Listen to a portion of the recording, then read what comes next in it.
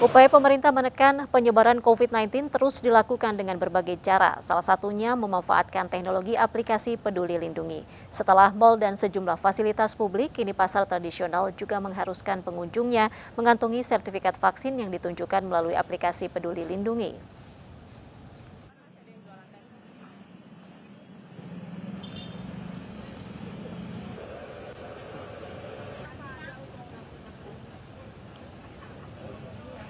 Tak bisa dipungkiri, pasar menjadi salah satu lokasi strategis di mana kerumunan kerap ditemukan saat bertransaksi, saat berlalu lalang di antara koridor pasar dan juga lainnya.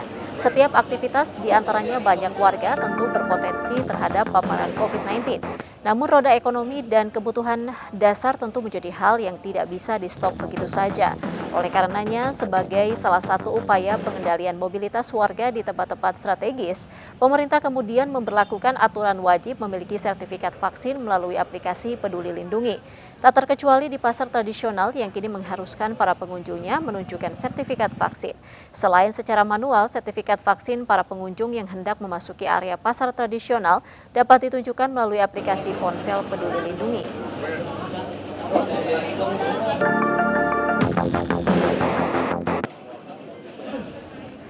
Namun, benarkah pemirsa pasar-pasar tradisional di Jakarta sudah menerapkan aturan pengecekan sertifikat vaksin pada pengunjung melalui aplikasi Peduli Lindungi? Untuk menjawabnya kami telah terhubung dengan rekan Yasmin Atania dari Pasar Gondang Dia, Jakarta Pusat.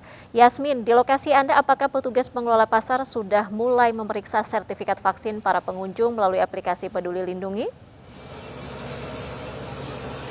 Ya, Irma dan juga pemirsa, terkait penerapan aplikasi Peduli Lindungi sebagai syarat masuk ke pasar tradisional ini masih belum diberlakukan, tepatnya tempat saya melaporkan saat ini di Pasar Gondang Dia, Jakarta Pusat.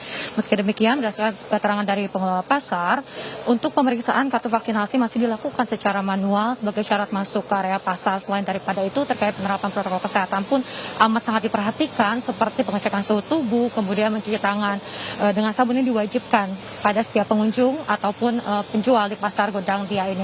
Kemudian tadi dari pihak pengelola pasar pun menambahkan terkait dengan pengaplikasian aplikasi Peduli Lindungi sebagai syarat masuk ke pasar, masuk KB ini masih menunggu instruksi dari Direksi Pasar Jaya. Kemudian di Pasar Gondang Dia ini sendiri terdapat pengeras suara yang selalu mengingatkan para pengunjung maupun pembeli agar selalu mematuhi protokol kesehatan. Dan tadi sebelum kami ke Pasar Gondang Dia, kami sempat memantau situasi di Pasar Senen, Jakarta Pusat, dan di sana pun sama, masih belum memperlakukan untuk penerapan aplikasi Peduli Lindungi sebagai syarat masuk, namun untuk pengecekan kartu vaksinasi ini masih dilakukan secara manual. Irma.